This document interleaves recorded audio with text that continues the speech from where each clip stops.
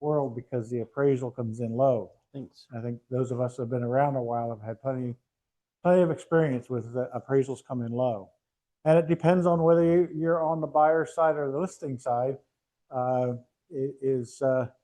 If you're on the listing side, I've had situations where the appraisal is just bad. So if I'm representing the seller, I say, you know what, we can't get any adjustments on this from the lender.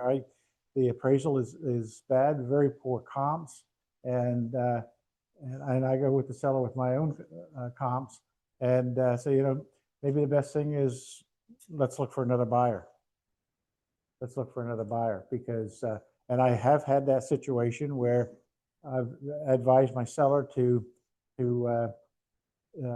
terminate the contract and let's move on to another buyer. And within 3 weeks, we get another buyer and get another offer and get another appraiser, and it came in fine. So there's opportunities on there, especially if you're on the listing side. There's opportunities for if you run into appraisal. Are we having a lot of problems with appraisals right now? I'm not seeing too much or hearing too much. I have a buyer. Okay. Yeah. Yeah. I mean, you'll get phone calls from other people who, you know, appraisers calling about real estate that they're not even involved with. And if you give them a heads up on what's happening, they love that. Yeah. You know, give them the comments. I don't know how you're going to market. So, you know, they do that. Yeah, and I know Kristen does it. I do it. Many of us do it. Is meet the appraiser at the house. Meet the appraiser at the house. Give them good comps. Give them the comps that you use. I don't say here's the comps to use. I put my comps in a brown envelope and I hand it. And I say here's the comps that I use when I list the home. You may find them helpful. And most of the cases, they really like that because you're making their job easier for them.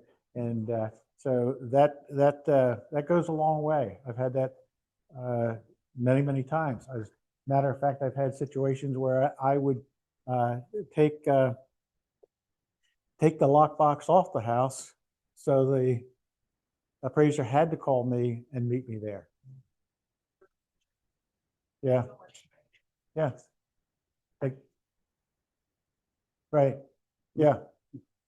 Mr. A Hall. couple of weeks ago, Maria had a class where she had to by a couple of different appraisers, and they welcome it. You know, Yeah. They made it a point to say that, you know, if you have comps, leave them out from the fine. Yep. So they helpful. Yep. So that was. And every now and then, you'll get an appraiser to call you and ask you questions about a listing that they're using as a comp, and they want some further explanation on it. And I always recommend return those calls, talk to that appraiser, because you don't know when that appraiser is going to be appraising a sale of yours, and so you just build a rapport with them. But so Did we beat I probably going off here a little bit, David, but why don't you like to use the appraisal contingency? Well, the appraisal contingency is, I think, is an important document when you're using the escalation addendum. But generally speaking, you know, my feeling is I don't want the buyer to terminate if an appraisal comes in low, or if they're having some difficulty with lending or whatever. I don't think it's appropriate. It's not in the contract, for one. I think what's appropriate and the best thing in our interest is to present that information, the reason why there's some difficulty, whether the appraisal came in low or, you know, the buyer maybe needs a couple points or something like that. Communicate with the listing side and saying, you know, we hit a roadblock here. Is there any way we can work through this? I don't, you know, the last thing I want to get, like as a listing agent, is the buyer terminated because something happened, right? And maybe there's no way to salvage it, but our job is to try to figure it out, right? We're professionals. Our job is to try to look for solutions and try to see things maybe from a different angle that somebody else hasn't so far, and see if we can keep it together. Because obviously from the beginning, the buyer wanted to buy the house and the seller wanted to sell the house. So let's see if we can make that happen. Given the information, maybe the seller will have a different point of view on how, than what they said a few days ago or something. So I like to keep the channels of communication open as much as possible. I mean, I looked at a termination yesterday, buyer terminated. So maybe that deal could have been saved, maybe it couldn't have been saved, but there's a reason why it's not in paragraph 8 for the buyer to terminate. And it is in the appraisal contingency, which I don't really know why it's there. Yeah, the appraisal contingency was really created by PAR. It was really created for cash sales. It was not created for regular mortgage sales. Because obviously that appraisal contingency, you check the box that the appraisal has to come in at the sale price. And if it doesn't, then the buyer can walk. And as David said, there could be some other opportunities there. The seller may come down in price, may meet it, but maybe the seller will buy down the mortgage rate some. So there's ways that you can still keep it together. And if there isn't, then you counsel your seller, look, we're not going to be able to put this together. It's not going to work. So, Mr. Seller, we might as well terminate and move on to another buyer. But the buyer does not have the right under paragraph 8 to terminate the agreement. But I'm forever seeing agents experienced and all putting in buyers terminating under paragraph 8. And according to the agreement of sale, they cannot. But the buyer can stick to the appraised value as far as their loan to value ratio and. They can stick to the loan to value ratio, And the seller. and seller has to terminate. If they can't find a solution, the seller has the option to terminate. I mean, I had a conversation last week with somebody, with another agent, saying they wanted the buyer to have the right to terminate because they wanted to protect the buyer. And I'm like, well, the buyer is protected under the terms of the agreement. If they can't, if an appraisal comes in low, nobody can force you to purchase the house. So unless you use an appraisal contingency for that specific purpose, so that you can buy it because you have the cash available, and that's how you would express that. But the buyer is protected. If it comes in low normally, then just nobody's holding a gun to their head to say they have to proceed. It's up for negotiation.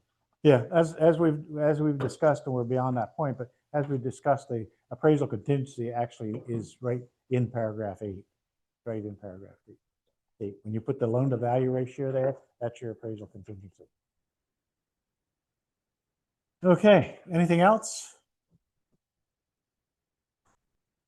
Well, I did remember at the end of last meeting to mark my copy of my agreement of sale to where we ended. So I don't have to guess this time.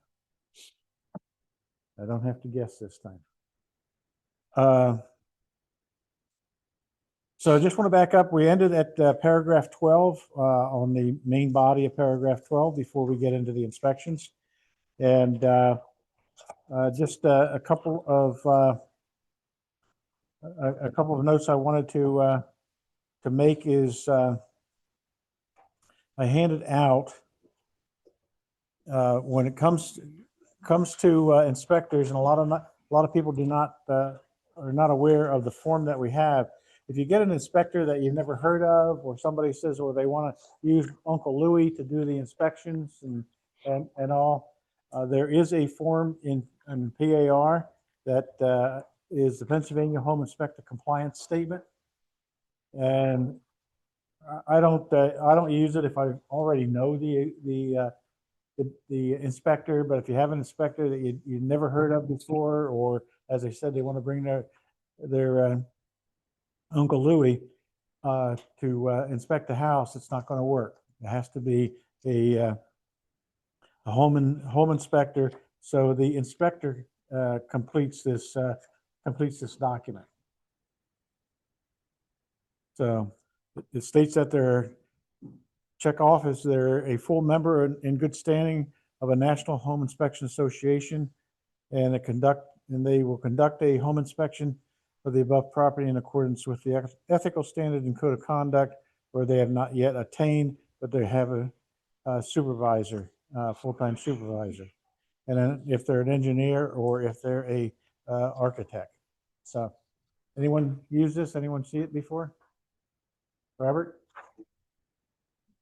Yeah. I think the first time I used some inspector requested an appointment to do an inspection. I went to put him in showing time and he didn't show up. And pushed back a little bit. Sent this over, all of a sudden he disappeared and we were getting a request. Good. Yeah, so it worked. Nice. Very good. Yeah.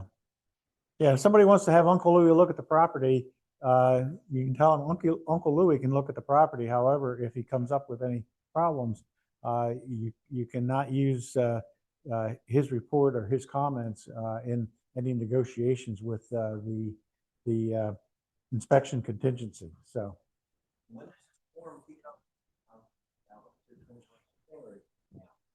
What's that? This form? Yeah, it came out in July of 04. So 21 years ago it came out. It's not a form that's used a lot, and a lot of agents are not aware of it. That's why I brought it to your attention. And I don't know if we touched on last time about all inspections shall be non-invasive. That's on 12B, line 341. All inspections shall be non-invasive. What does that mean? Yep, can't pull the drywall off the walls. You can't take the siding off to see what's underneath the siding. That's what it means by non-invasive. Non-invasive. Which makes the lead-based paint inspection difficult Yes, because they would have to, they have to scrape. they would have to scrape paint or at least find old paint. Yes, Glenn. Yeah, you are falling behind here, David. I looked at a house yesterday that was built in 1968, but Yep. it was completely redone. You couldn't tell. I mean, it was a beauty from top to bottom. But there was my concern that it was from 1958. How do they handle that? How does that get checked for lead-based paint and all that? Is that a process that a home inspector would do, or who? How does that? Well, it's part of you have to, if the home was built prior to 1978, you have to use the lead-based paint disclosure, right? And you have to give the buyer a copy of the lead-based paint brochure, correct? Okay. So then the buyer is going to check whether they want to do a lead-based paint inspection. So it would be some home inspectors are certified to do it, some are not, but they would have to get somebody that's certified to do lead-based. And basically, it's what David said, that they're going to scrape the paint off the wall.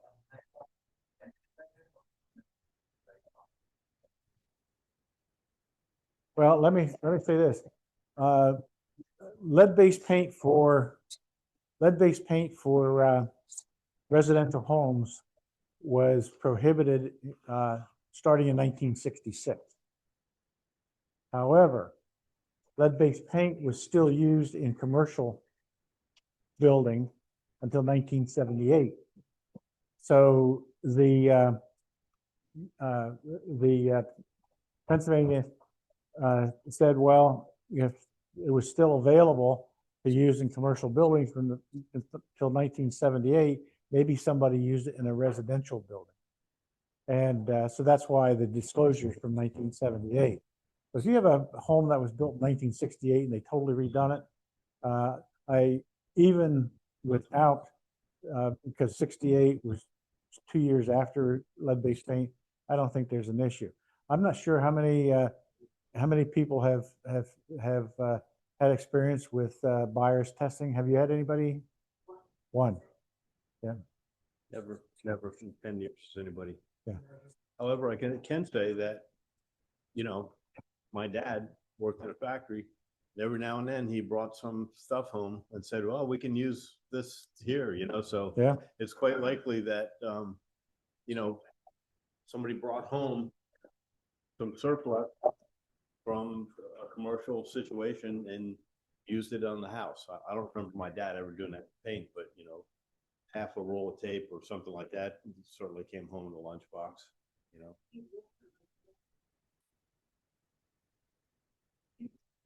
Yeah. Yeah. Yeah. I've had in all my years, I think I've only had one that tested for lead-based paint.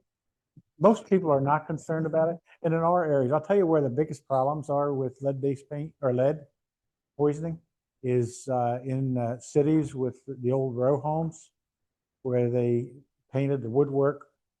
And then what happened is the lead-based paint on the woodwork, and then they put the windows up and down, and then the dust falls off from the paint. And then the kids play on the floor, and then they get that dust on their fingers, and they stick their fingers in the mouth.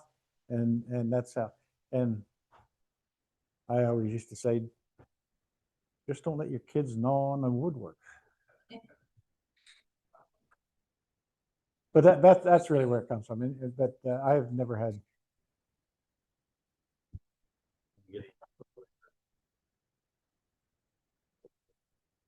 On the limited disclosure, it gives you the option, I think it's like yes, no, for the inspection. Even if they're not gonna get it, can you still select the yes that are given the right to? Does it work the same way? as the- You could still select yes. If they're unsure whether they're going to do it, then I would select yes. Thank you.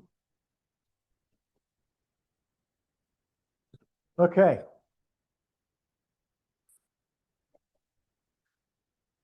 All right, now we will move on. Do you have anything else on paragraph 12 there, David? We'll get down into the inspections.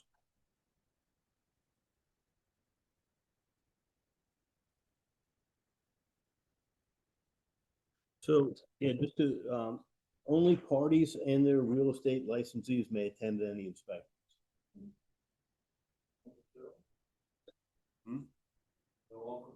No Uncle Joe. No, that's something that I would review with your buyers is that only you and your agent can attend the inspections. Can attend the inspection. The parents can't attend, nor the Uncle Louis. Or contract, yeah, or contract. Yep. Only the agent and the inspector.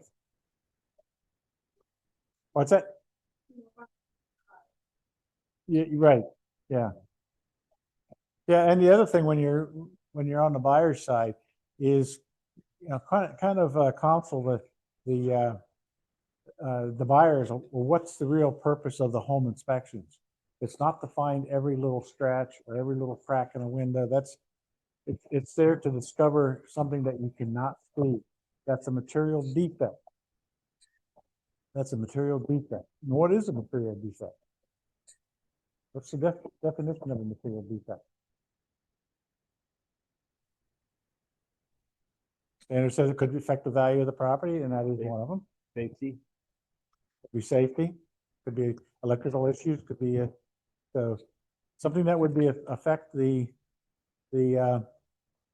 value of the property or the safety of the property is a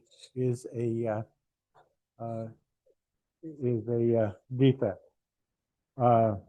And you will also note, and the definition of that is on the seller disclosure first page, and it also says that just because a component of the property is near or at the end of its life does not in itself make it a material defect.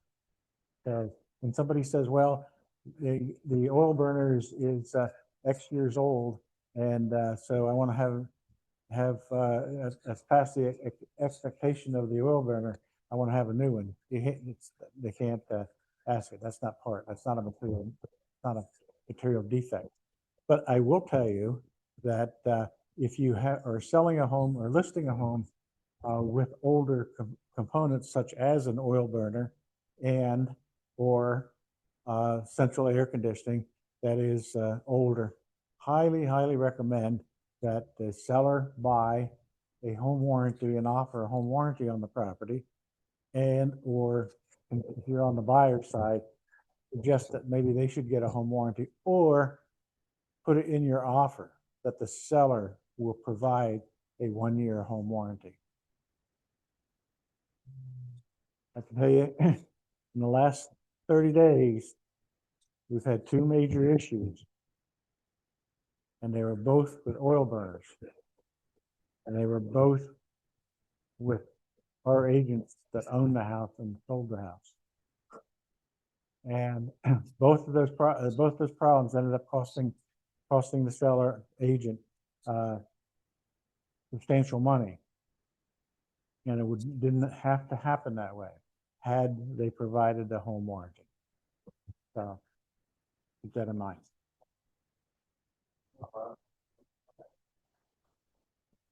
Elaborate a little bit. Yeah, both cases was the oil burner in the first case, the oil burner failed the day after closing. The buyer gets somebody in to look at the oil burner, and in the report inspection, this is where the inspector didn't do the seller or the buyer any good. But anyway, the inspector just said that the oil burner should be cleaned. Seller has the oil burner cleaned, but the day after closing, they go back to the house and there's no heat. And now buyer gets a repair person come in and look at it, and the buyer takes the buyer company takes the oil burner apart and says, this oil burner hasn't been cleaned in ages. Hasn't been cleaned in ages. And it actually, if I try to repair it, it's only going to be a Band-Aid. So that's where it came back. Now we had a big mess because it could be a situation where the seller was putting Band-Aids on that oil burner for a couple of years, and now they sold it that way, and that's where they should have gotten a home inspection done on it. The second one is almost the same exact thing. It was just an old oil burner, and it failed a couple of days after closing. It was just ironic that 2 oil burner problems, same exact situation. What's that? Well, what I would do, is if in this case, if I'm representing the seller and I see that the oil burner is old, then I would suggest to the seller, maybe you should consider putting a home warranty on the house, and it's a benefit to you as well, because if something happens to that oil burner while we have this house on the market, the home warranty will cover it. They don't pay for the home warranty. Seller does not pay for the home warranty until closing. But they're covered. Now, in the scenario that if they list the house, oil burner goes bad, they replace the oil burner, and then the listing expires, they never sell the house, they don't have to pay the warranty company back for it. It's just a benefit that they have. So that's where it is. If you're representing the buyer and you see that the oil burner is old or the air conditioning is old, is an old unit, you might suggest, well, maybe you should consider a home warranty, or we're going to put it in the offer that the buyer provide a home warranty. So Just when you're getting into houses with old systems like that, it can be a problem. And the home warranty really covers it for you and keeps you out of that. And, sometimes when the central air conditioning system, the condenser that's outside, life expectancy on those is only 10 to 12 years. So if the house is 10 years old and it has a central air conditioning system, that condenser could be close to the end of its life. So you recommend to your seller a home warranty and they say nah, and then you recommend to your buyer a home warranty and they say nah. And then what ultimately happens the day after? Both of them say, I don't want a warranty, and then something does happen. How does that get handled from a legal standpoint? Yeah, well, you're going to go back into the negotiations on it. You can say, well, I sold the house, we had settlement, there's no warranties on the house, so it's not mine. But the challenge comes in is the first thing the seller is going to claim is seller did not disclose. Seller did not disclose. And that's really where the tug of war comes in. The seller should have known it was at the end of its life.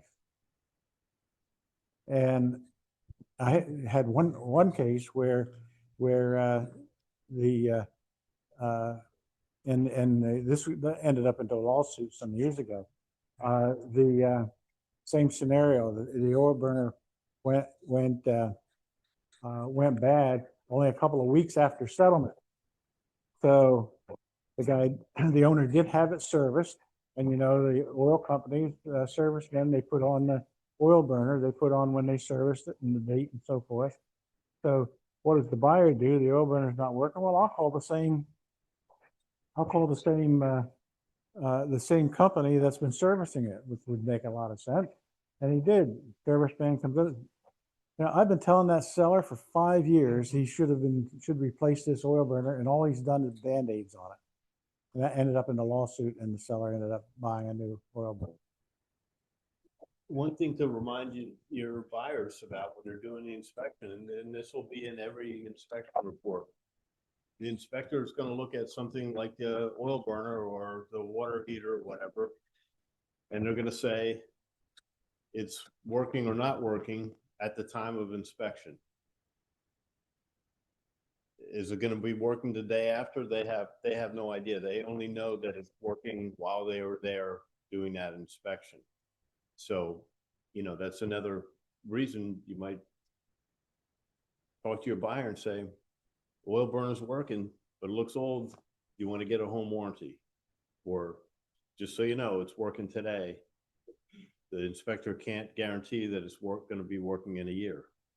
And when I said this inspector didn't do the buyer any good on the first scenario, is the inspector only put in his report that the oil burner should be serviced. He never mentioned about the condition, which I saw the photos of.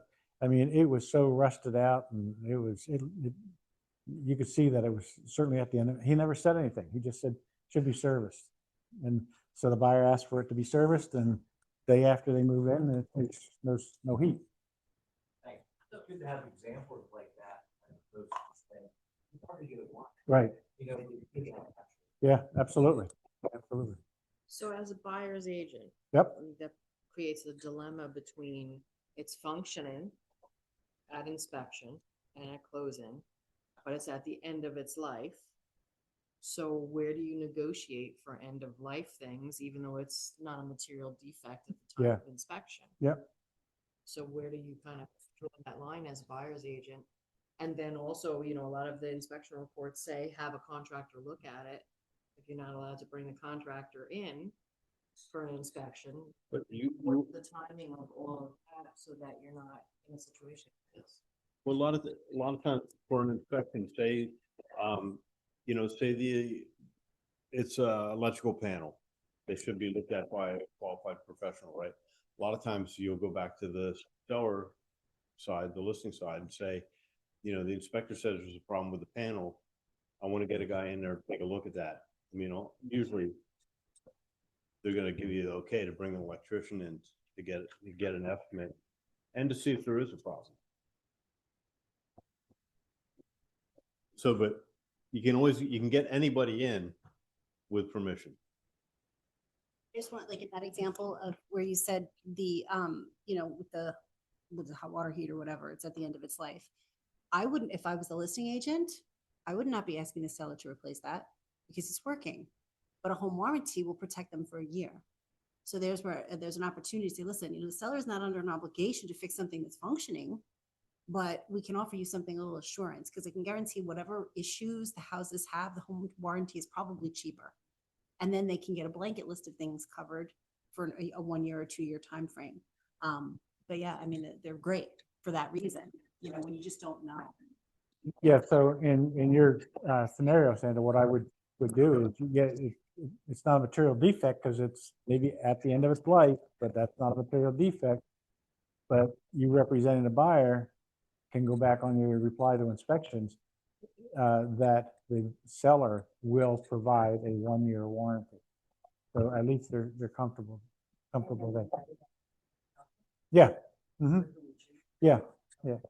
We have two warranty companies. I think most people are using the America's Preferred Home Warranty, and I prefer that preferred company because that's the only inspection company that I know of that allows you as a buyer or I allows you to call your own contractor.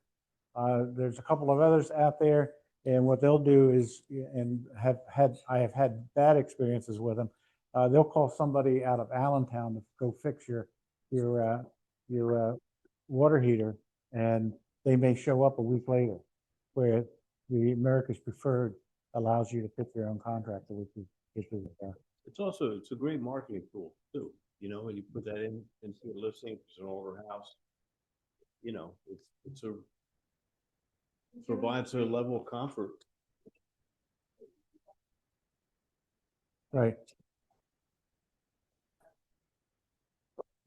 right. Yep. Yeah, make it part of your listing presentation and your buyer consultation.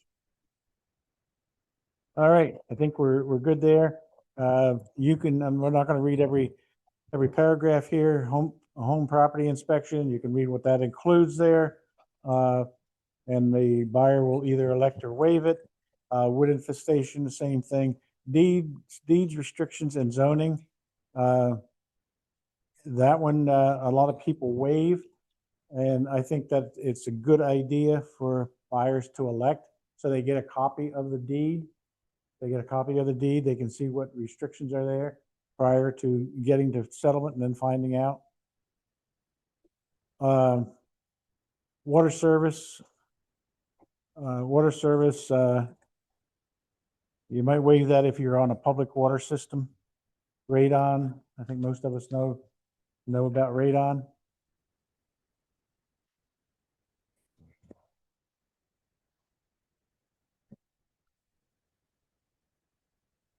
And you probably heard me say it before, but I highly recommend that you recommend to your buyers to get inspections done. Yeah, some buyers want to make their offer look stronger, so they want to waive inspections, but that's not really doing them justice. They're much better off. And when I'm representing the seller, and they say, "Well, I want a buyer that's not going to get inspections," and I say, "No, you don't."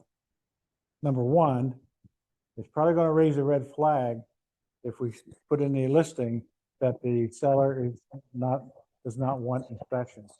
And number two, the inspections also benefit you because the buyer is satisfying themselves. They're finding out what's with the property, what's going on with the property. So it's benefiting you as well and can keep you out of litigation or a claim of non-disclosure. And 80% of real estate lawsuits are a result of buyers claiming seller non-disclosure. So think about that. That I don't have, Sandra. I don't know what the number didn't have inspection, but even if you have inspection, first things buyers try to do is seller should have known that. Seller should have known that. They didn't disclose it. Dominic, The online sewer, right, so if it's public sewer, would you still recommend getting that one? Does it still fall under that, like from the pipe from the house to the street? That- Or is that like a separate inspection? no. If you have public sewer, typically, we check off, or we say waive it as public sewer. But in reality, there could be an issue between the house and the sewer line. And the homeowner is responsible from the house to the streets. And that's should be covered in the, just your regular home inspection, because it includes exterior plumbing. Yeah. What is that? In this part, but Um, Yeah, it says, exterior plumbing, so no, to test water. exterior plumbing, semicolon, public sewer system.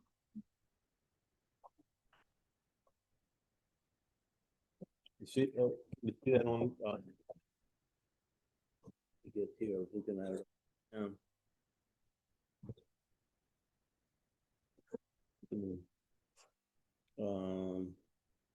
Yeah, like the third line down in that, exterior plumbing, public sewer system.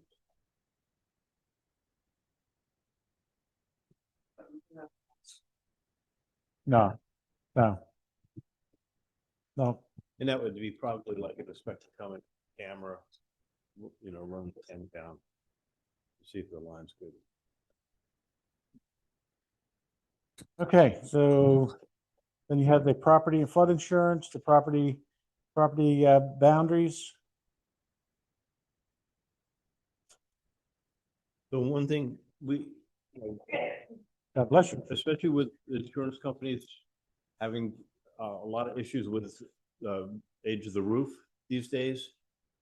I'm really talking to people about, get the property insurance, have that checked, and, do it during the inspection contingency period. Don't wait till the last minute to sign up for homeowners. Because you could get a surprise, and,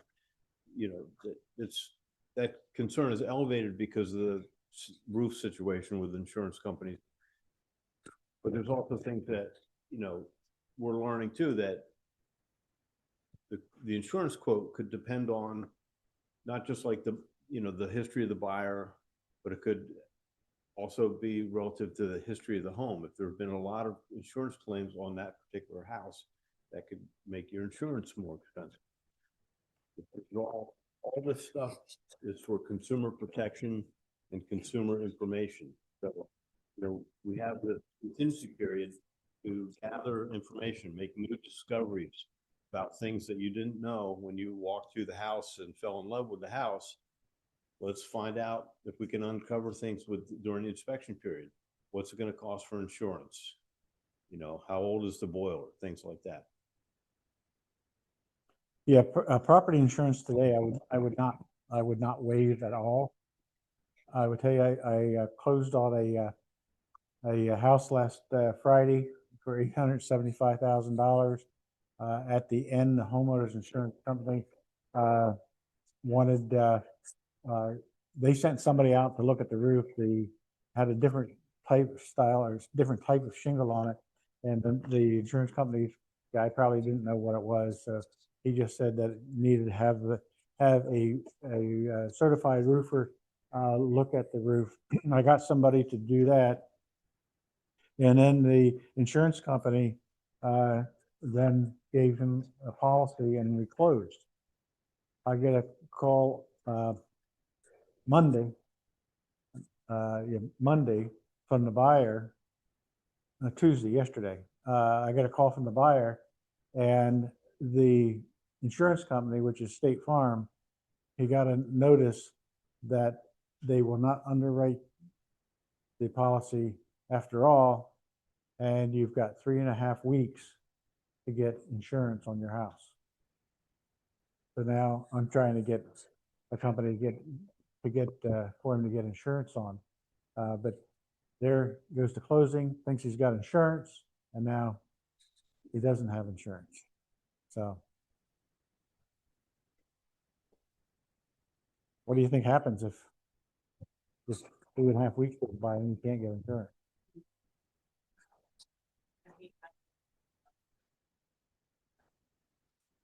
Yeah, he got a binder, yeah.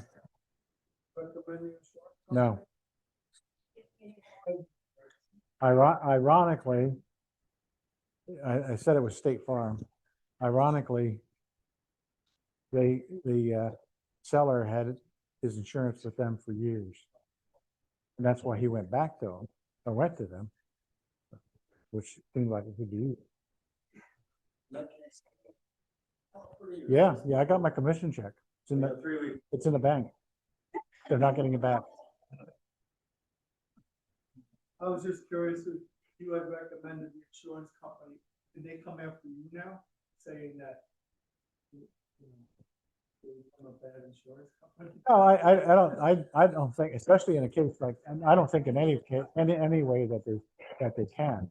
But you know, it is one reason why we give 2 or 3 names.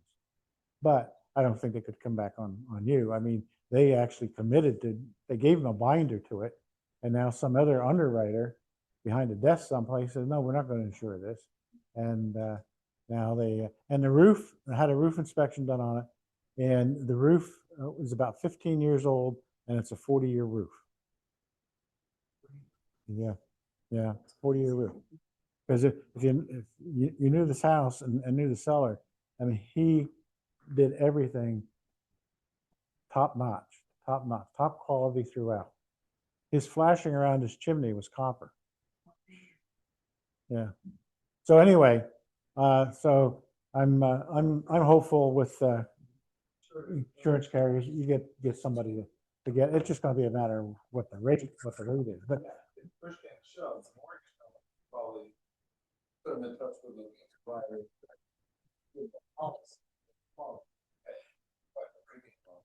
yeah, that's I didn't answer my question. You're right. What's going to happen after 3.5 weeks and he has no insurance, the bank will insure it, but the rate is going to be sky high. The rate's going to be sky high. So yeah, no, it's documented.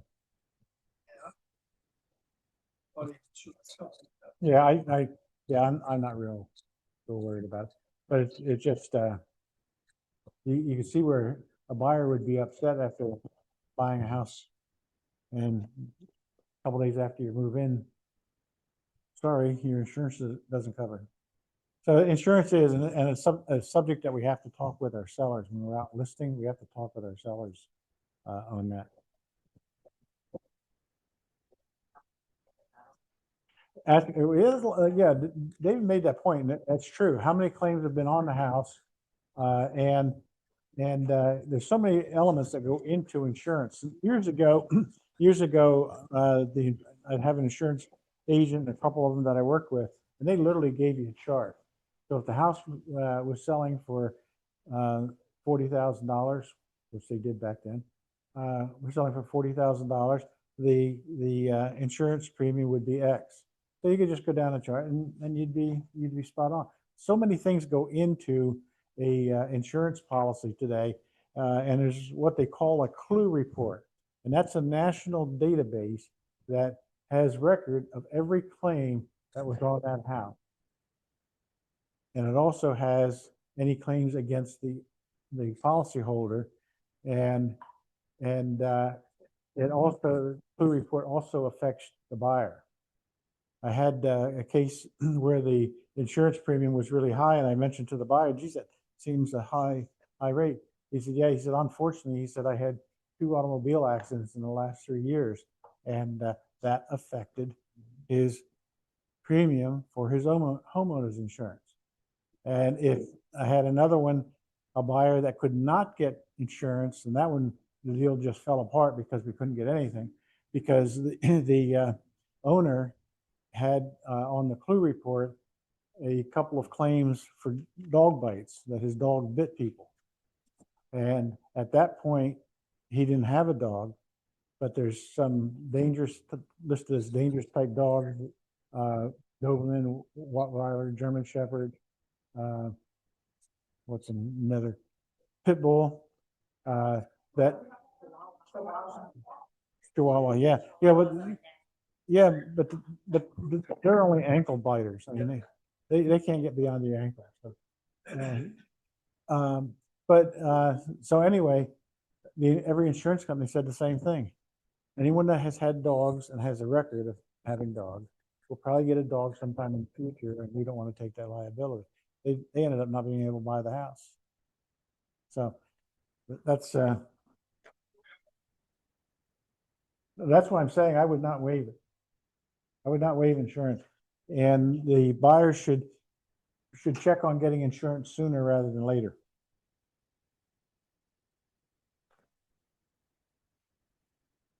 All right. Anything else, David, we should hit?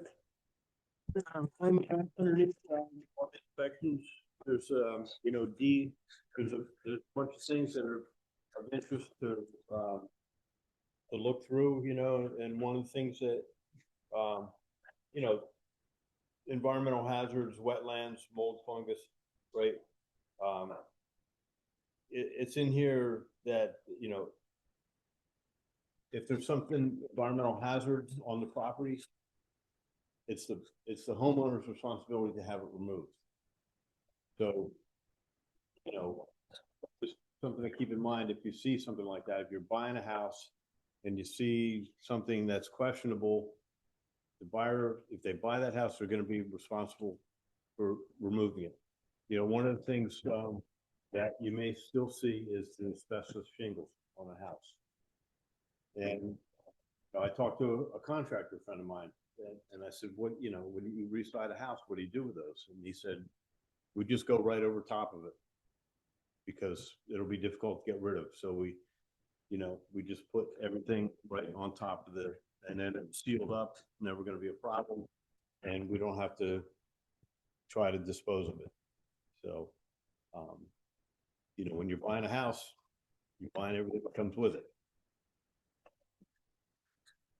Have a house listing now that has in-ground oil tanks, 550 gallon. I don't know whether it's one tank or two tanks, but it's 550 gallon oil tank. The owners have owned the house for about 30 years. They don't know when the oil tanks were put in and all. And so we have it under contract, and the buyer is going to have the tanks tested to see whether there's any leakage to them. And because they buy the house, don't get it tested, buy the house, and now they find out that the tank is leaking, they bought the problem. You don't go back to the seller on that one. So any hazardous waste becomes the problem of the owner, the current owner. I don't know. We just learned it on our 14 hours education on Monday. The whole Northeast here is like a big super fund. If you ever looked at what super funds are, with toxic waste and stuff, this whole Northeast area is a lot of toxic sites and stuff like that, from dumps or manufacturing. If you go right online, you can see where they are all throughout New Jersey, Pennsylvania. Yeah. Right by the Interborough Bridge, there's a Superfund site from the coal tar deposits. Yep, exactly. And good question. Where's the only place the Appalachian Trail goes through a Superfund site? East Stroudsburg. No, We got. Palmerton. Yeah. Oh, yeah. Yeah. It goes right along that bridge. And, they've done a lot of remediation, bank growth and things like that, but I don't know about now, but what's the time just walking there because the dust was hazardous to your health. Yeah. Zinc. Yeah, the zinc. Mm-hmm. Yep. Yes. Surveys. How often does everybody do that with their buyers? The surveys, what I recommend is to a buyer, you know, you have an idea where the points, where the property ends and all. You have an idea, there's no guarantee on that. If you're going to put in if you're going to put in or put an addition on, or you're going to put up a fence or whatever, I recommend a survey so that you know that you're putting it on your property. And today, most municipalities require that for the building permit. So, yeah, that's what I would. I would tell you, I've had some buyers that say, well, I want to get it surveyed. And number one, it definitely could hang up closing. Because yeah, it take a long time because there's not that many surveyors around. It takes a while. The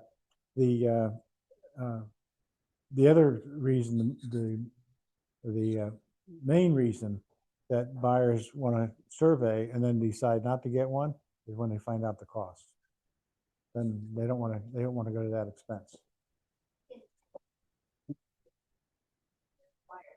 can't Yep. predict. So when you have a lot of clients coming from those areas, when you do your buyer consultation, that's the time to tell them some of the differences, you know, Yeah. like things like that, or when an inspector says something is past its useful life or wasn't built to code, the seller doesn't have an obligation, unlike these other states, to bring something up to code. So if you have an electrical box that's not to code or spindles on a deck that are not up to code, seller doesn't have to do squat. No, So they need to know that coming in. So that's another consultation point that you should definitely have. yeah, and then back to oil tanks. If somebody's coming from New Jersey and then they come up here and they find out that the house has an in-ground oil tank, New Jersey, it's state mandated that they have to take the tank out before they list the house. Pennsylvania, there's no such law. So if you have somebody from New Jersey, well, the seller's got to take it out. No, they don't have to take it out. The other thing I will tell you about oil tanks is New Jersey requires them to be taken out of the ground. Pennsylvania does not.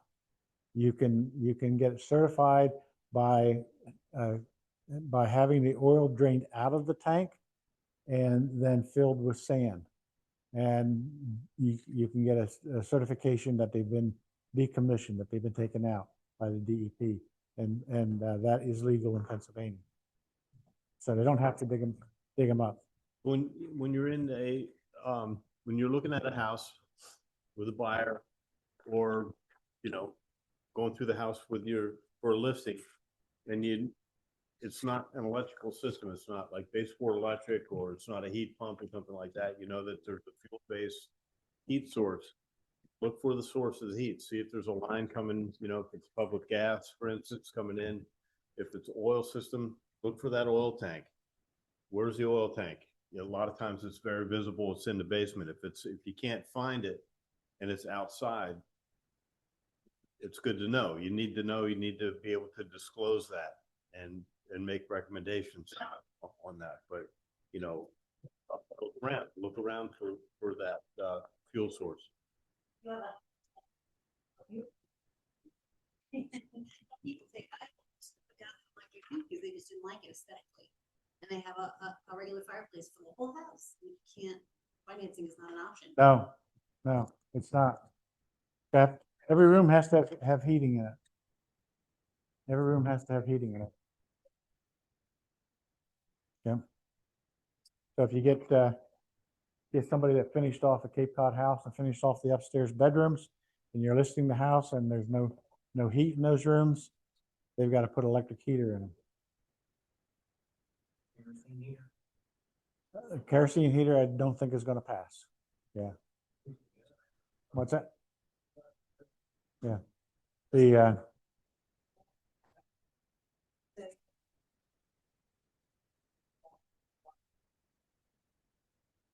probably not going to pass. Yeah, probably not going to pass. Yep.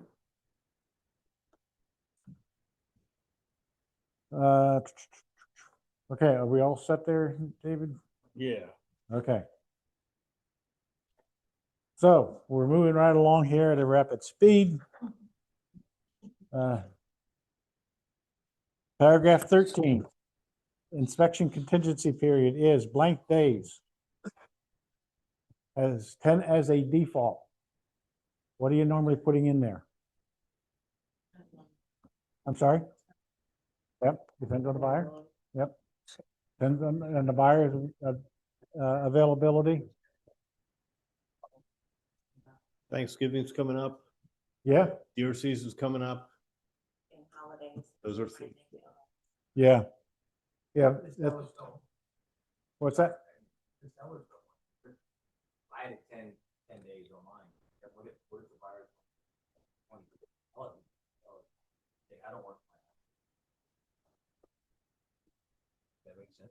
Yeah, yeah, it does. So what Glenn's saying is, well, what happens if I put 20 days in there and the seller says, no, I don't want to wait 20 days? You negotiate it out. Negotiate it out. So you might compromise at 15 days, something like that. And it's got to be realistic. Right now, you know, next week is pretty much a lost week, you know, because Thanksgiving has become a 4-day holiday.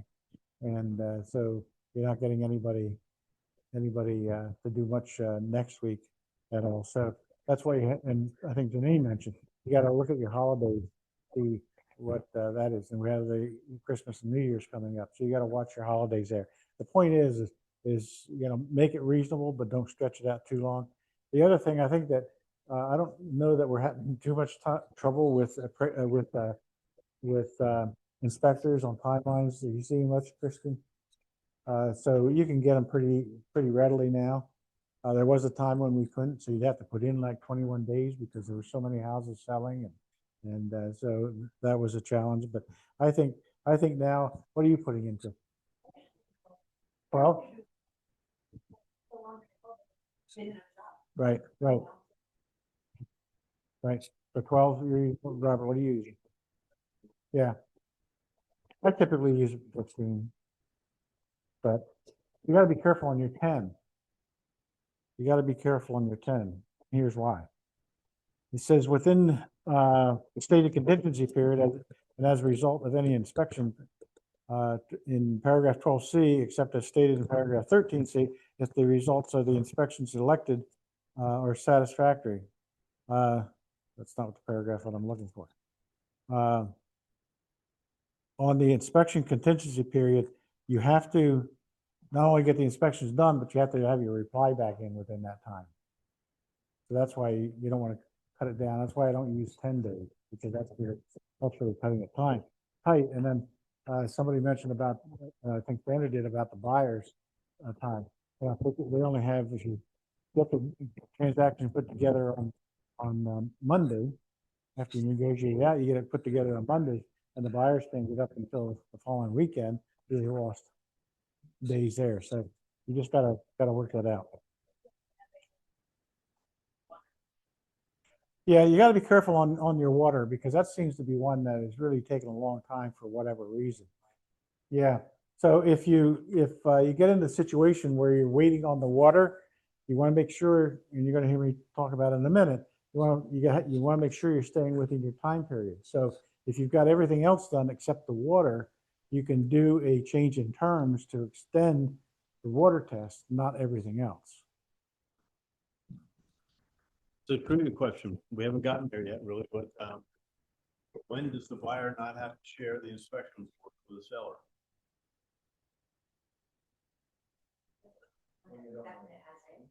When? They'll always have to share. Always. We get questions every now and then from an agent saying, my buyer, you know, they paid for the inspection and they don't want to share it with the seller. And sorry, too bad. It's in the contract. There's 3 ways this could go. They all have to share the reports. And that has to do, of course, with, you know, if there's negotiation, you have to prove there's an issue. But more importantly, it has to do with disclosure. The seller, with new discoveries possibly about the property, and the seller's going to have to disclose those in the future if this transaction doesn't complete.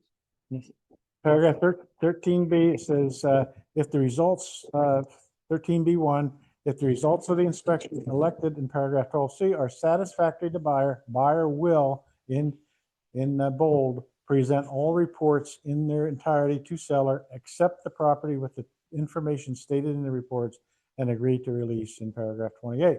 So even if they're accepting the reports, they're not asking for anything. 13B1 says they still have to give the reports to the seller. B2 is if the results of any inspection elected in the paragraph 12C are unsatisfactory to buyer, buyer will present all reports in their entirety to the seller and terminate this agreement with written notice to the seller. So now we've got two options so far, right? We've got one, they're going to accept it. We got one that they're going, they have the option to terminate, and they don't have to say, well, I'm terminating on the inspections because of A, B, C, and D. They don't have to say anything. They're just saying they're not happy with the report and they're terminating. And then 3 is if the inspection reports elected are unsatisfactory to buyer, buyer will present all reports in their entirety to the seller with written corrective proposal, listing corrections and or credits desired by buyer. So that's why David said that inspection reports always have to be given to the seller.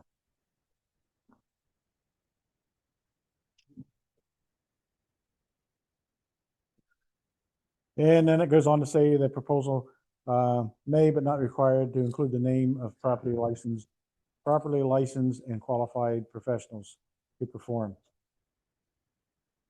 How are most of you using inspections? Are you getting proposals and asking the seller to do them, or asking the seller to do them on their own?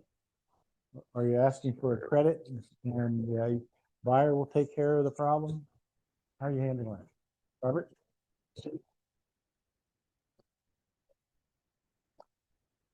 Yes.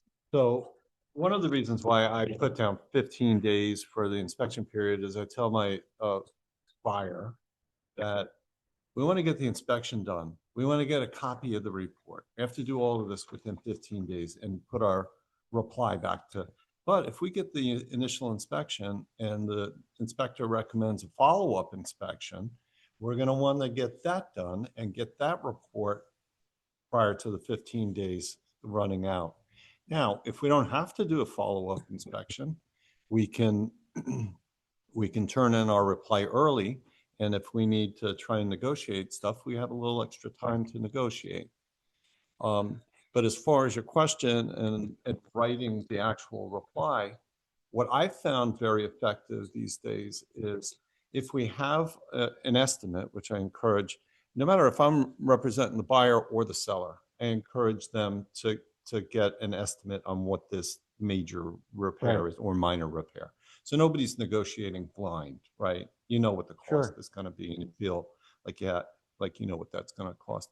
So now, what I found to be very effective is, okay, this quote is for $2,000, and we're going to ask for either them to repair it, and I give it as an option in the reply. Buyer would request a $2,000 credit, or that the seller does the repair according to the attached quote.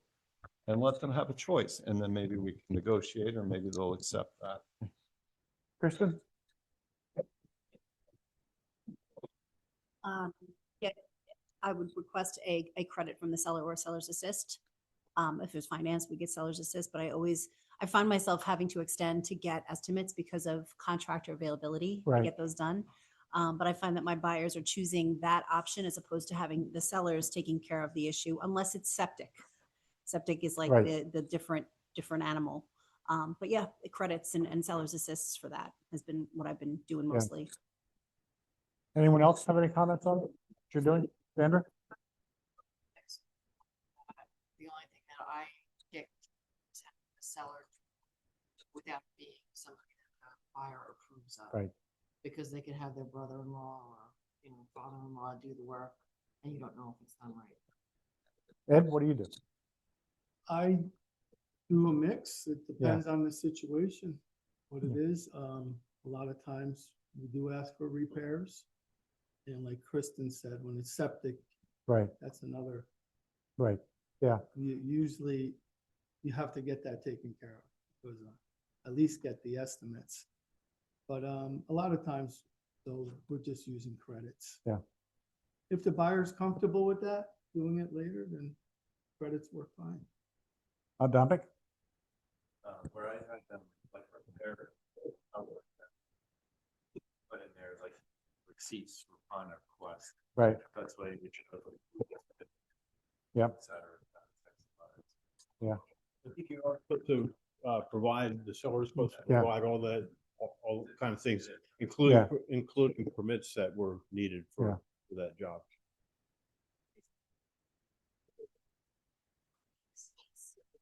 Make sure you get a receipt of documents for them, because then you can have people saying, I never got a receipt. It opens you up. So There you the go. receipt of documents is a great thing besides, resale certificates. But for things that you're providing, like septic repair, it's huge to have that in your file. Chris was Great talking idea. about, for those that may not be familiar, is a form that's called receipt of documents. And typically, we use that for a resale certificate. What Kristen is saying, Dominic's got repairs done and his seller is giving receipts. Use that as proof that the buyer's got those receipts. Somebody said they didn't get something. Yeah, It yeah. was furnished, it was pointless, you know. Right. It's an expensive one, because the receipts were not sufficient. So we want to make sure we have everything, that no one can say they did or didn't. Never done that. That's brilliant. Yeah. That's why we have Kristen around. Just extra, that's No. all. No, it's a very good policy.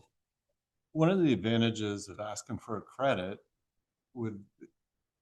it would allow the buyer to hire their own contractor to do the work, which they might ultimately want, and then they won't have a problem having that work warranted. If they were the one that paid for this contractor, they found the contractor, they were satisfied with it, they know exactly what's going to be done. And then, right. Yeah. Favorable. In the majority of cases, I will recommend, if it works, is a credit or seller assist, something of that nature. And if I'm representing the buyer, it's you get it done with. Obviously, the seller's going to get it done with the cheapest way they can get it done, the cheapest contractor they can get it done with. So take the credit. We know about what it's going to cost. Take the credit, and you can use your own contractor. And the same token, when I'm representing the seller, I pretty much say the same thing. Maybe it would be better to give a credit, because you get something repaired, and this does happen.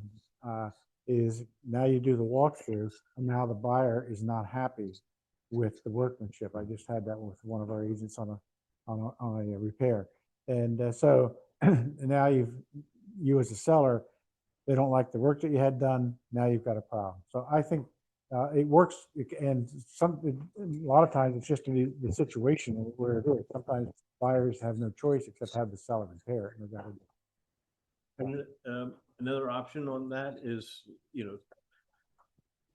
we are starting to see more contract with seller concession and closing costs. So, say there's not much left, or there's nothing left in the seller concession, where the seller could make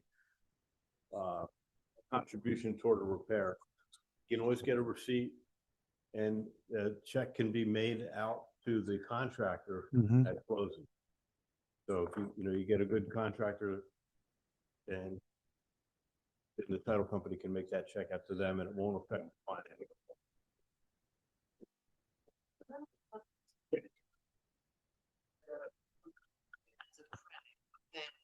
does the buyer then have to prove that they actually did the work or spent that much on the work? And then if they spent less, that the extra should go back to the seller. I kind of disagree with you, because I feel like if that's what they negotiated and they both agreed upon it at the time, what the buyer does with those funds and how he gets the work done is really up to the buyers. I know that. Yeah. Yeah, it's a touchy situation, but I tend to agree with you. Is number one, do you want to, after closing, do you want to start renegotiating and trying to renegotiate? The seller was happy. It was a negotiation that came. So if the buyer ends up getting Uncle Joe to do it, I got away from Uncle Louis. Uncle Joe Uncle Joe would do it for 1,500 instead of 2,000. That's, I think, satisfactory. We negotiated it out. I mean, these are just things that it took to get to closing. If that's what it took to get to closing, who cares if the guy hires a cut rate contractor for his own house now? That's his house. This is what it took to get to closing. So if he doesn't fix it at all. Doesn't matter. Yeah. What's that? I'll tell you, that's one thing have done. I get a radon report that comes in at 4.2, and the buyer wants the wants the radon system put in, but I'll take a credit for it.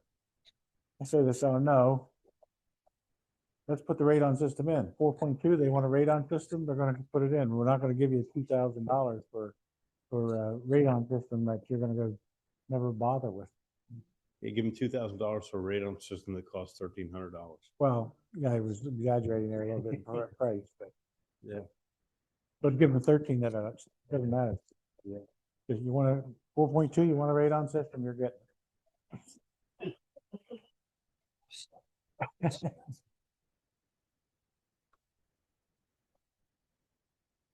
All right, so we got through the three paragraph 13 here, by the way, is one of the paragraphs that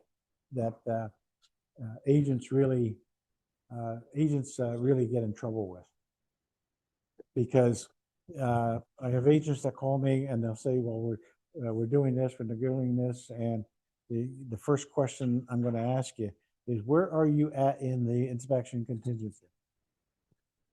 Oh, well, we're past the inspection contingency. Well, we do have a problem. We do have a problem. So you gotta watch your dates there and be very cautious on the dates, because it says that, and we'll say that following the end of, I'm on 3A now. Following the end of contingency period, buyer and seller will have blank days, 5 if not specified, for negotiating period during the negotiation period. Seller will. So we have 15 days in for inspections and the reply. So you have to have the inspections reply in by that time. Now you've got another 5 days to negotiate. Now you've got another 5 days to negotiate. So at the end of that 5 days, the seller will acknowledge in writing seller's agreement to satisfy all terms of the buyer's proposal, or two, buyer and seller would negotiate another mutually acceptable written term agreement providing for any repairs. If seller agrees to satisfy all the terms, then the buyer is going to buy and release paragraph 6. But 3B says, if no mutually accepted written agreement is reached, or if sellers fail to respond, you get crickets. You don't hear anything from the seller. If seller fails to respond during the negotiating period within blank days, 2 if not specified, following the end of the negotiating period, the buyer will accept or terminate. So they've got 2 days to either make up their mind, accept or terminate. If they don't reach buyer and seller not reach a acceptable written agreement, and buyer does not terminate this agreement by written notice to the seller within the time allotted in paragraph 13B, buyer will accept the property and agree to the purchase in the property in the paragraph as in paragraph 28 in this agreement. So what that's saying is you have 15 days, 5 days, still there's no agreement, haven't heard. The buyer's got 2 days to either accept it or terminate. And if buyer is silent in those 2 days, they're buying the property as is. So, I don't know, it was never. I'll be right back to you. me, but a long time ago, I got squeezed on that 2 days. I changed that to 3 days. Well, you can. I mean, that's why they have a blank there. You And can. And I actually used it once for a buyer to get out on the third day. Yeah. Which the seller's agent said, no, you're past your time. They didn't even notice that. But we went past our time. But the buyer got wishy-washy and then panicked and then wanted to bug out. Yeah. And it was the third day. Yeah, no, you can extend that. It's 2 days, but whatever you have in there, they've got action has to be taken. The contingency days, let's say you put 15, it Yep. takes everybody 7. Yep, You don't have to wait that 15. You can, whenever the inspection is done and ready. And then after that, the 5 days start. okay, so let's use the situation, good point. Let's use the situation where you have 15 days in your inspection contingency, 15 days. You get the inspections done and a reply back in 10 days. How many days for negotiation do you have? The number? Everybody agree on 10? You get the extra days to negotiate.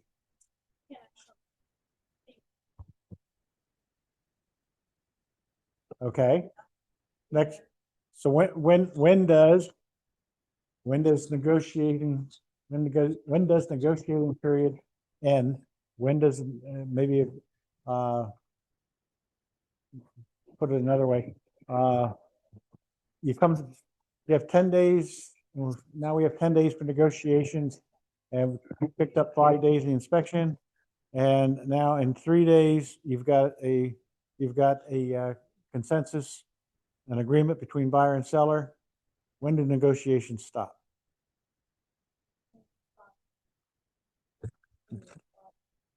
When you come to an agreement, right? Yeah, when you come to an agreement. You don't have to wait all those days to end. You can end it, move it along, negotiate, come to an agreement. And you're in good shape there. Just to reiterate something Bob covered in the beginning, you have the inspection contingency period. The negotiation period does not happen unless you submit the buyer reply to inspection. Right. It's not automatic. The negotiation period is instigated by submitting a negotiation. So I get agents that say, well, yeah, but I'm sorry, go ahead. What's that? Negotiation. It was what you just said. We use a buyer reply to inspection. So it's an actual form, buyer reply to inspection. Yep. Okay. It's buyer reply to inspections form. And then, so let's say on the buyer reply to inspections, you've got 4 items that the buyer's asking for, A, B, C, and D. Okay, on the reply to inspections. Then the seller says, well, I'll do A and C, but I'm not doing B and D.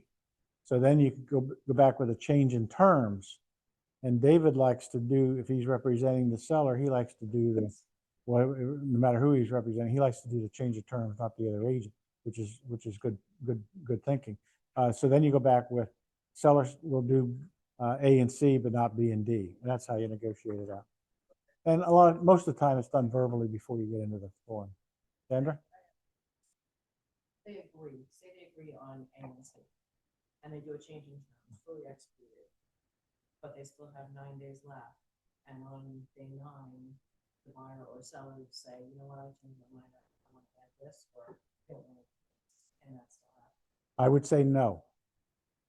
That's why you have a change in terms. You agreed to the change in terms. Your inspections, yeah, you can't come back and say, well, now I want to inspect for this or I want to inspect for that. You had your opportunity, and that's it.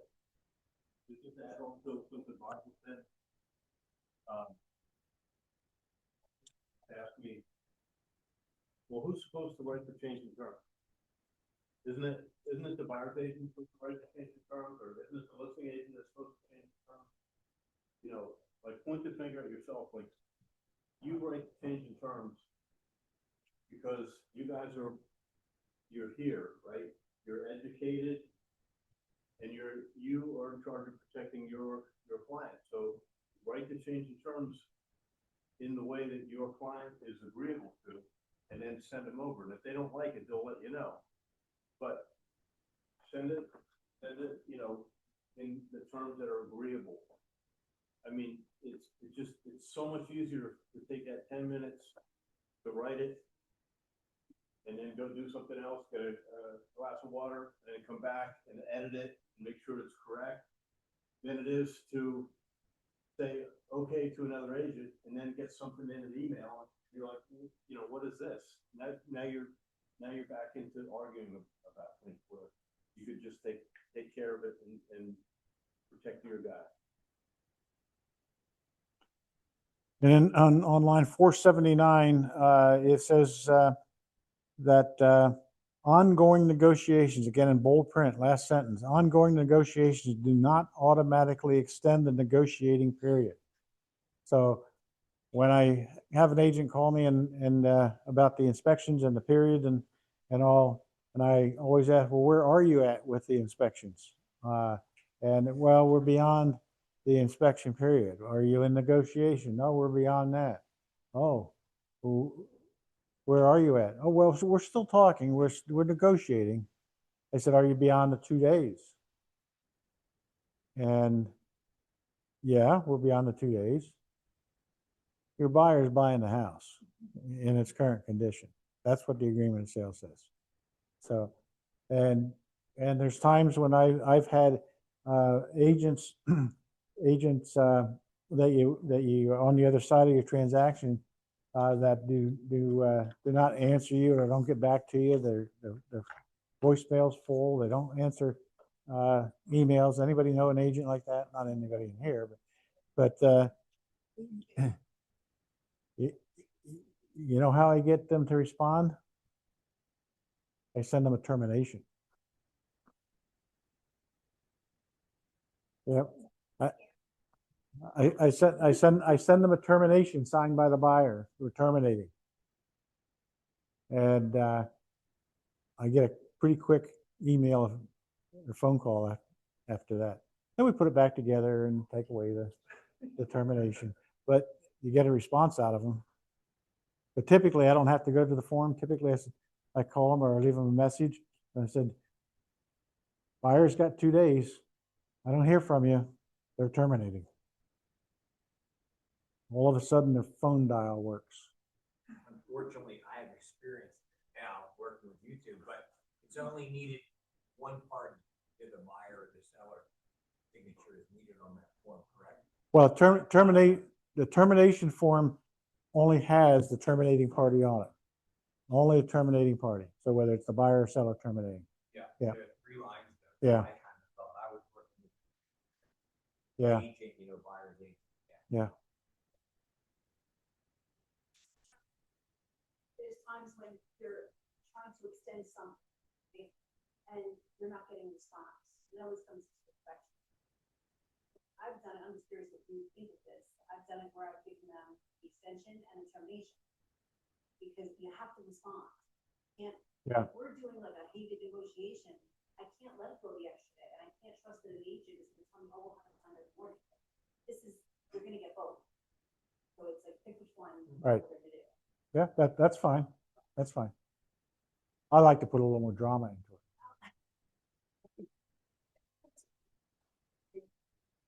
Maybe move on, especially when you're trying to negotiate. And Ed has a good point there. You might want to change that 2 days to 3, you know, just to give an extra day. I understand that works and it's probably very effective. But given the fact that a termination is a unilateral action. Right. Once you send that, it's effectively dead. You can put it back together, but you need to prepare your client. We're terminating. It's done. Yeah. Well, they have to sign it, so they're aware. That's all they need to do. Yeah. But if you use it as a bluff, Oh, yeah, no, you can use it as a bluff. Yeah. No, I mean, it's legitimate, like, if this doesn't, if you're gonna pick one. So we have to get an answer to this, we have to understand whatever, because it's important for the people. Yeah. I mean, so I guess, Terminating party on this one. The other why part it's is that- terminated, because we don't get a response to something that they're trying to. Like sometimes the agent, like, oh, we'll have it, another day. If it's something really important, it's a deal breaker for that buyer. It's their choice to sign a termination, say, listen, if I don't get the extension, I'm not buying it this way. Right. I gotta give myself something to get out. Yeah, of this. I have just been successful with just send, and I do like your idea. I've been successful just sending the termination. I get a response and then I get the buyer to void the termination and keep it together because both buyers still wants to buy. It's just, we need to get an answer. They're not going to buy it. They're not going to buy it by default. What's that? I just do a blank addendum that the buyer voids the termination as submitted and get both parties to sign it. Yeah. Yeah. Yeah. No, it doesn't happen often, but every once in a while you get that agent that just doesn't know how to return a phone call. We're just going back in 2 days, right? Text, email, call, all this stuff, right? If they're really not getting back to you, call the broker and say, so-and-so is not returning my phone call, we're at the end of this, my buyer's gonna terminate, their broker doesn't want to terminate, they don't want to see it. Right, the broker wants their agent to sell a house. So call, you really need to, all the other brokers say, so-and-so's not getting back to you. Sometimes, What's that? Sometimes, there could be a health issue, there could be some reason, so make people aware that, hey, they're not responding. Right. Yeah. Microphone's on now. Usually, this was many years ago. 10 years ago, and an agent from this office, actually, I won't name names, but they weren't responding at all, and we had to send a termination because we were at the end of our time. And they said, why did you send this? And I said, because you weren't negotiating with us. He said, the work's all done. I thought you knew. How was I supposed to know? Yeah. He said you weren't returning calls or put nothing in writing. He goes, yeah, but I thought we talked about it, but we didn't. Yeah. You know? Yeah. Yeah. And He talked about it with us. yeah, and David's got a good point. Call the broker. I get those calls. This agent. What's that? This agent hasn't returned my call. Typically, when I call the agent, they answer my call. But I do get those calls. But it's not a bad idea, especially, you pretty much know by this point in the agreement whether that agent is good and responsive and all. But if things do happen, maybe call the office. Is the agent okay? I haven't heard back from them because something could happen. So it's good to check. And like I said, I get those calls and I do call the agent and fortunately I've not had to do it with anybody in this room, but with 180 people, I do get those calls.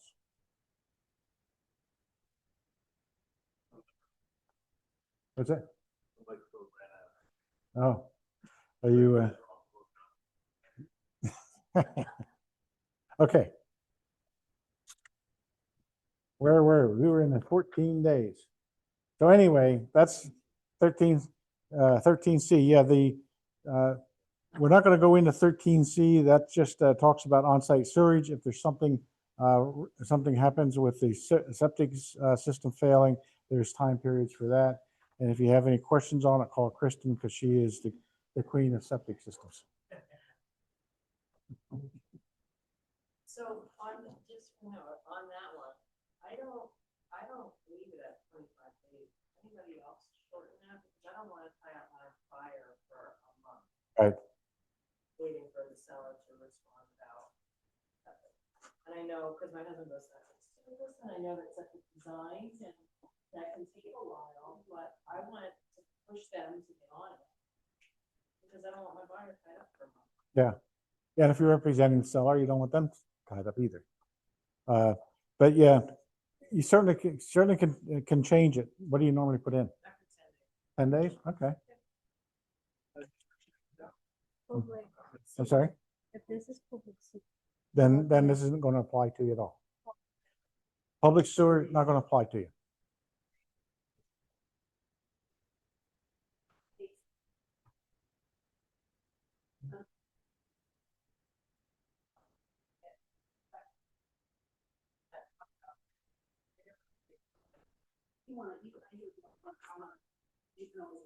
Exactly. Yeah. Okay, down to paragraph 14. Title surveys and cost, within blank days 7, if not specified from the execution of the date of the agreement, buyer will order from a reputable title company for delivery to seller a comprehensive title report. Most title companies, including KPSS, does not like the title ordered that quick because most transactions fall apart. Most transactions fall apart because of two main reasons. What? Inspections, number one, and financing, right? So the title companies kind of like to wait till the inspections are completed and all. So if that's the case, you want to, when you're completing your agreement of sale, you want to put something in that blank line. So you might want to put in, if you're going to have your inspections done in 14 days, you might want to put in 21 days for the title instead of the 7. PAR changed this to a default of 7 a few years ago for the primary reason that agents were complaining that transactions were falling apart because there was a title problem and they didn't know about it until a week or 2 before settlement. So that's why PAR decided to put a 7-day default there. But the reason I say you want to change that is because if you leave it blank like that, your buyer's actually in default if they don't order it within 7 days. So you want to change that. You want to put a day in there. I'd like to see it just at the default 7 days, order the title work. Just had one last week where 2 days before settlement found out that there was a title problem. Buyer was having settlement on their house and had to be out of their house, and now there's a title issue, and now we can't have settlement. So it became a real issue of how do you work out? Do we get a pre-settlement occupancy? Do that? Well, that's only good for 14 days. Beyond that, you should do a lease. So do we do a lease? Because title problems can take, depending on what it is, can take a lot of time for it to get it cleared up. So it's, it's good policy, but I know the title companies push back on it because they don't want to do the title work and find out that it falls apart because of inspection. So it's one of those, I guess, one of those things, I guess, is the chicken or the egg, right? Pardon me? For a title search? Well, the title search and insurance goes by the price of the property.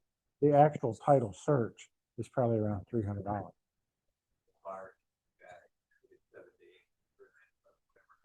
The buyers don't want to, yeah. But so many times the deal falls apart and now the title company's done the search, and they don't get paid for it. So that's, Dominic? So, alright, so agreement of sale gets signed by the seller. We, like, let's say we're using KPSS, right? We just still.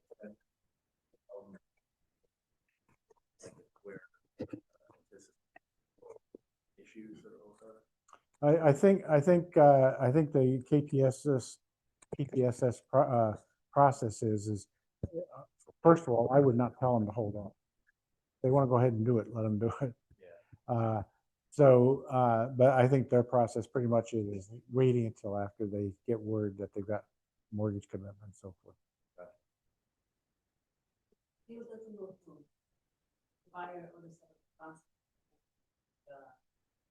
Yeah, they agree. It's the agreement that does say that if it by rights, the buyer does have to pay for the title search, unless the seller cannot give clear title. In the case that I just mentioned, if they cannot give clear title, seller's responsible for paying.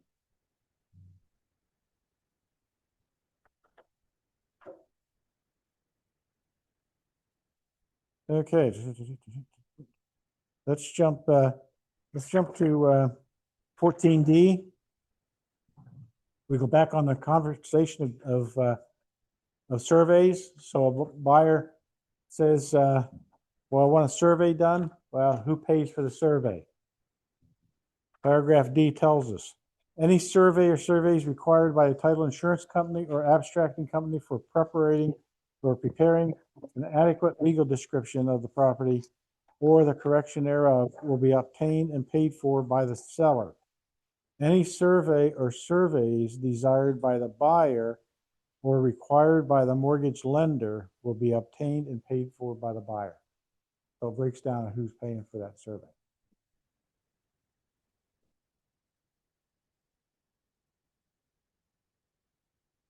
And then I'll let you can read on your own the rest of the paragraph. It talks about the being free and clear.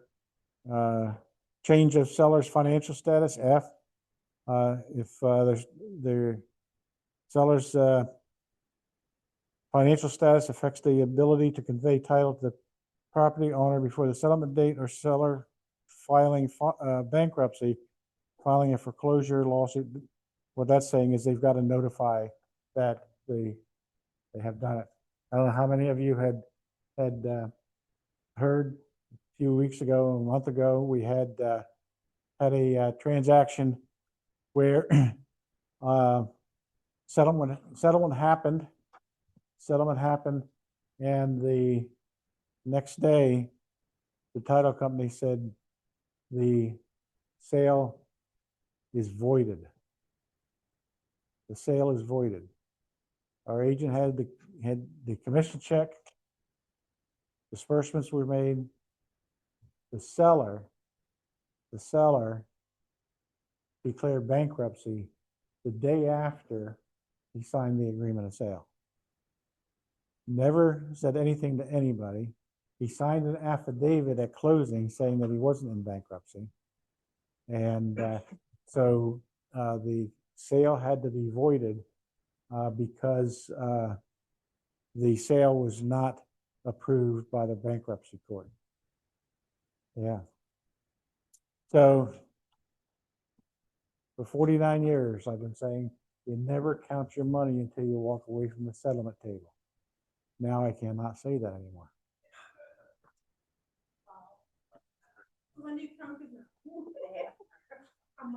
What's that? Oh, no. When I have a closing, believe me, as soon as I get my check, it's in the bank. Ain't nobody getting that money back.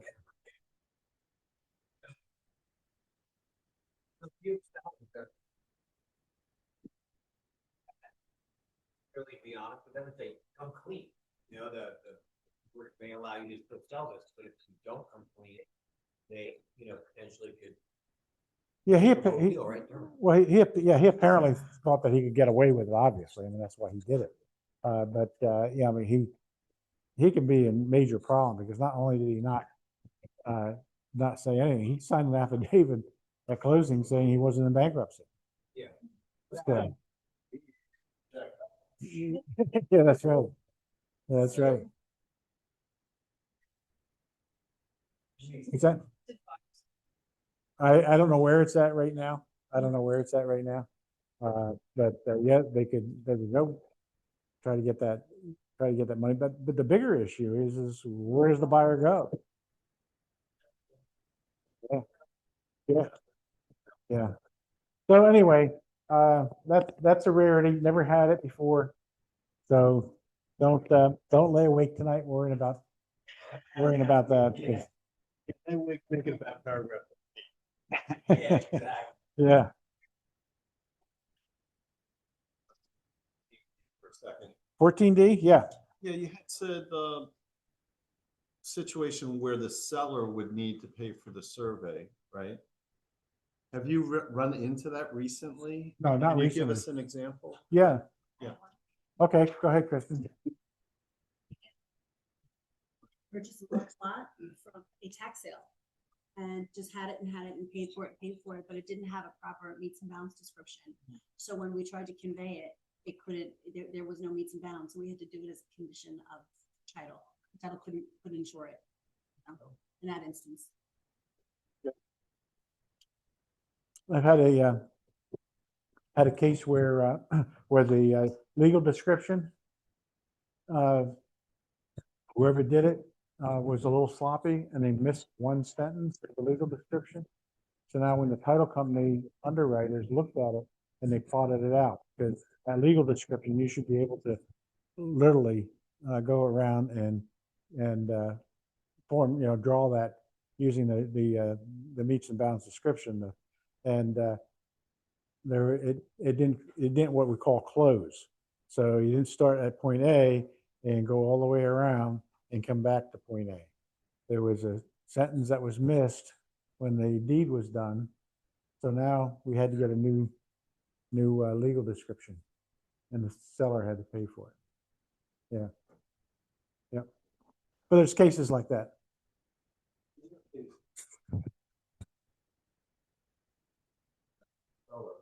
Did it turn up prior to? They knew they had to do it. They just They didn't knew. do it until it was vacant land. Yeah. And then we got stuck because we started the process in April, we didn't finish it until August because we couldn't get a surveyor.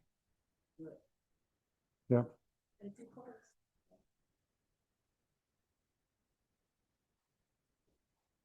Okay.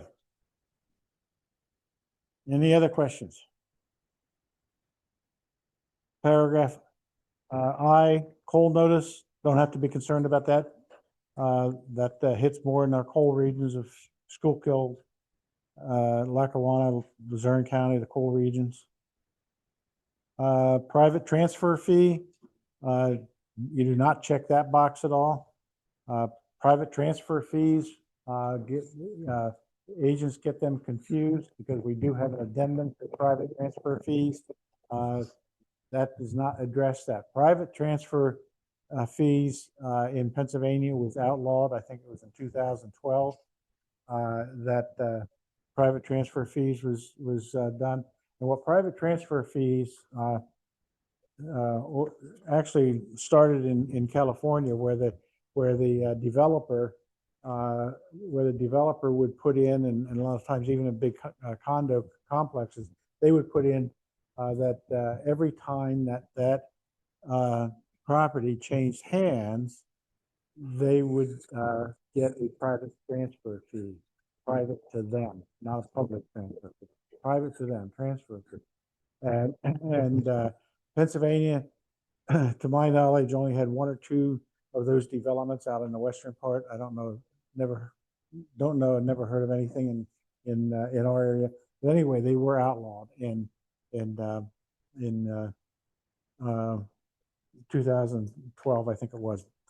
Regardless, some may get that confused because there is an addendum for that, and they check that. They get it confused with the capital improvement fees in development because, well, and up in, the MLS calls it a transfer fee. It's not a transfer fee, it's a capital improvement fee. But agents get confused, so they'll check that off. And I've had, especially a broker up in Salt Creek, that every time he sent me an agreement, he had a private transfer fee, and every time I'd send it back to him, said, no, we're not signing that, it doesn't come to us. And so anyway, that you'll not see. Big Bass Lake Realty does that. Yeah, Say Big Bass Lake has a yeah, private transfer fee because it was something in their bylaws many years ago. yeah. Well, that's exactly right. That's exactly right. Tom Sounds knows a lot about that. sounds one of the same, right? Yeah. So rights of first refusal, basically is the same thing. Somebody gets paid good money to sign a right of first refusal. And so I think they should be outlawed along with the private transfer fee because it's just abused. And so that's how I know about the private transfer bill in Pennsylvania, is because I researched it, and that private transfer bill is only about maybe 7 or 8 pages, something like that, long. So it's a very short piece of legislation. So I was looking for a way to go to a legislator and do something about the rights of first refusal that people are sellers are paying, and somebody's got a nice annuity and a nice business off of collecting these rights of first refusal. And so when I was reading through it, I'm reading, you can just take out private transfer fee and put in rights of first refusal. And so I'm getting excited as I'm reading through this. Oh, this will work. This will work. So until I got to the very last page, and the last sentence, it says, except for right of first refusal. So I went to a legislator and I said, all I'm asking for is to change a couple of words in this bill, to amend this bill by a couple of words. And take out, and really only one word. Take out except for rights of first refusal and put in including rights of first refusal. And the one I went to is a good friend, but politics is politics. And so it didn't work out, even though she thought that was a great idea. But then she probably went and looked at her donor list and saw somebody on there that I didn't get any place. So I gotta go to another legislator. I have somebody in mind. Go to another legislator and try to get that done.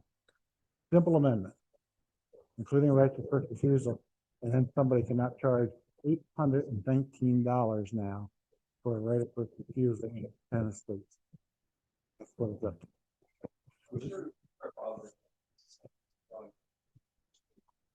Yeah, yeah. Yeah. Yeah, I'll be honest with you, Robert, because I know the system at PAR very well. I didn't want to get it bogged down into the legislative committee for a simple change, because it could take literally a year or two to get it done. So that's why I wanted just to go to a legislator and ask to get it done. So I won't give up yet. Just got to get the right legislator that somebody's not contributing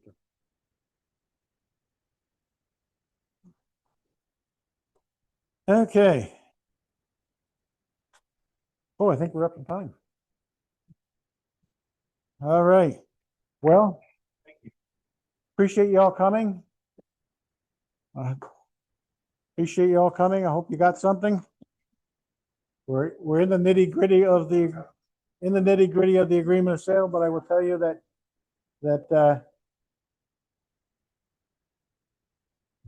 that you know more than most of the agents